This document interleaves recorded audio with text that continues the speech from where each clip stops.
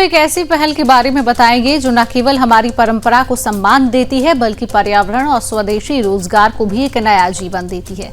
बात हो रही है संपूर्णा संस्था की, जिसने भगवान की पवित्र पोशाकों के पुनर्चक्रण को एक सार्थक आंदोलन बना दिया है। हर साल लाखों वस्त्र मंदिरों में भगवान को पहनाए जाते हैं, लेकिन त्योहारों और मौसम के बाद इन्हें फेंक दिया जाता है। पहले ये कपड़े नदियों या पेड़ों के नीचे छोड़ दिए जाते थे। अब यही परंपरा प्रदूषण और बर्बादी की वजह बन चुकी है। इसी चुनौती को सेवा में बदला पुनः अर्पित परियोजना ने। संस्था की लाभार्थी महिलाएं इन कपड़ों से पूजा थैले, आसन, पोटलियां और बच्चियों के वस्त्र जैसे सुंदर उत्पाद तैयार कर रही हैं। ये सिर्फ एक परियोजना नहीं, श्रद्धा का पुनर्जन्म है, जिसमें भक्ति, स्वदेशी और महिला सशक्तिकरण तीनों एक साथ चलते हैं। देखिए हमारी संवाददाता मीनाक्षी श्रेयान की एक खास रिपोर्ट, जहां संपूर्णा की संस्थापिका डॉक्टर शोभा विजेंद्र खुद बताएंगी कैसे भगवान के वस्त्रों से बदल रही हैं जिंदगियां। सावन का महीना चल गया है, त्योहारों का आगाज हो गया है और अब कई त्योहार आने वाले हैं, जिसमें से एक नवरात्रि होगा, गणेश चतुर्थी होगी, जिसमें आखिर में जो है मूर्ति विसर्जन होता है। भगवान की मूर्तियों के साथ वेस्ट मटेरियल होता है, जिसको रिसाइकल करती है एक संस्था जिसका नाम है संपूर्णा। उन्हीं की अध्यक्ष जो है हमारे साथ बातचीत करने के लिए इस वक्त मौजूद है डॉक्टर शोभा वीरेंद्र जी। शोभा जी, आपने जो ये ठानी है, ये किस तरीके से आपको प्रेरणा मिली, कहाँ से आपको प्रेरणा मिली, कब आपने ये सोचा कि आपको ये करना चाहिए? देखिए, मैं एक प्रोफेशनल सोशल वर्कर हूँ। मैंने अपना मास्टर्स पीएचडी सोशल वर्क में की है और हम लोग प्रकृति और नारी इस विषय पर काम करते हैं। माइक्रो एंड मैक्रो दोनों लेवल पे काम करते हैं। पिछले 10 साल से हम लोग जो हैं पुराने कपड़ों पे भी काम कर रहे थे, थैले बनाते थे। एक दिन हमने देखा कि उन पुराने कपड़ों के अंदर जो किसी ने डोनेट किए, उसके अंदर हमें 2 गट्ठर भगवान जी की पोशाकें भी मिले। जैसे ही हमने उसको खोला, हमने कहा अरे वाह, ये तो बड़े अमेजिंग कलर हैं, ये कौन से कपड़े हैं। हमने सब लोग इकट्ठे हो गए, देखा कि वो तो भगवान के वस्त्र हैं। तो क्या करना चाहिए इसका, क्योंकि पुराने कपड़ों से तो हम उत्पाद बनाते हैं, जैसे थैले बनाते हैं और अन्य सामान बनाते हैं। तो निर्णय हुआ कि नहीं, हमें इसके लिए भी कुछ करना चाहिए इसमें भी। तो हमने फिर भगवान जी के जो है थैले इसके अंदर बनाए, राम सौभाग्य थैले, सीता। और जो भगवान जी के वस्त्र होते हैं काफ़ी खूबसूरत भी। अरे बहुत खूबसूरत, देखिए ना, पूरा मन प्रसन्न हो जाता है। और न जाने कितने महीनों तक इसके ऊपर सुबह शाम की आरती होती है, मंत्र उच्चारण होता है, तो वैसे ही ब्लेस्ड होते हैं। फिर इसका जब सारा अध्ययन किया गया तो पाया कि देश के अंदर 10 लाख मंदिर हैं और इन 10 लाख मंदिर के अंदर कम से कम 4 बार, मिनिमम 6 बार, अधिकतर जो है मैक्सिमम भगवान जी के वस्त्र जो हैं उनको बदला जाता है, त्योहार के अनुसार भी, पर्व के अनुसार भी और मौसम के अनुसार भी। अब आप देखिए कि और जो ये पोशाक होती है, ये 5,000 से लेके 50,000 तक होती है।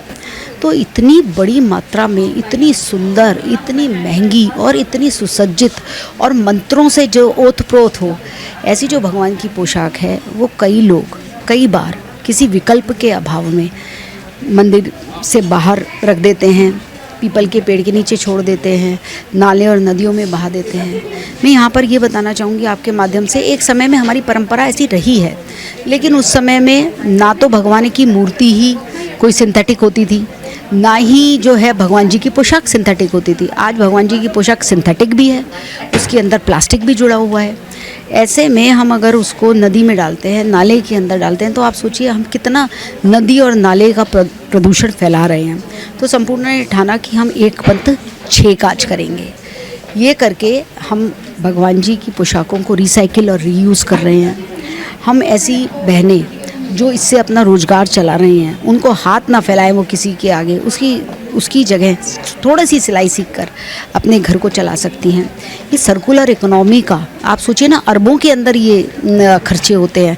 तो ये सर्कुलर इकोनॉमी के अंदर एक महत्वपूर्ण हमारा बिंदु है, महिलाओं को काम मिलता है। और सबसे बड़ी बात ये है कि जो हमारी आस्था और विश्वास है वो दोबारा पुनः जागृत होता है, और वो पुनः जब एक थैले के रूप के अंदर आ जाता है तो वो फिर से उपयोगी हो जाता है। और जो भी व्यक्ति इसको लेता है वो अपने घर में, चाहे वो पूजा की किताबें रखें, चाहे कथा की किताबें रखें, चाहे वो उसको किसी भी तरह से यूज़ करे, लेकिन जब वो उसको यूज़ करता है तो उसमें केवल और केवल पवित्रता ही पवित्रता होती है। आपने देखा होगा कि जब हम भगवान जी के दर्शन के लिए मंदिरों में जाते हैं तो लाखों की भीड़ होती है, और उन लाखों की भीड़ में गरीब लोगों ने एक एक जो है पन्नी बोलते हैं, प्लास्टिक की थैली को पकड़ा होता है। संपूर्णा का सपना है कि प्लास्टिक की थैली से जो विकल्प है उसका वो हर गरीब के हाथ में ये भगवान जी का एक थैला मैं थमा दूं, जिससे जो वो प्रसाद है, अपनी चाबी है, अपना खाना है, वो इसके अंदर रखें।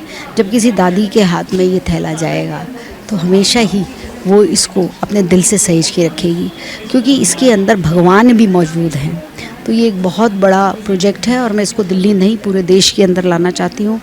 और मैं सारे मीडिया से भी यहाँ पर ये अनुरोध करूँगी कि ये जो इतना बड़ा प्रकल्प हमारे देश का है, हमारी संस्कृति का है, हमारे सनातन का है, ये हमेशा हमेशा के लिए लोगों के हृदय में विराजमान रहे और इसका जो विसर्जन करके हम प्रदूषण फैला रहे हैं उसमें रोक हो।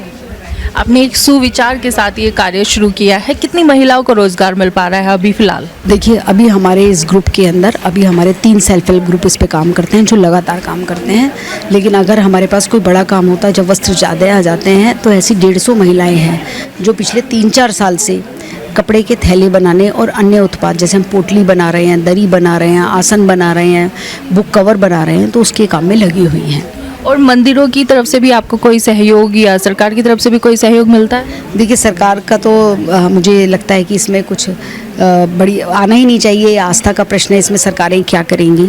लेकिन हाँ, मंदिरों से हमें सहयोग मिलता है। जहाँ तक भी हमारी बात पहुँचती है तो मंदिर भी और पुजारी लोग भी ये सोचते हैं कि ये बहुत अच्छा एक विकल्प है, तो वो तुरंत अपने आप से भी देने आते हैं और कभी हम भी उनसे मंगवा लेते हैं ये वस्त्र।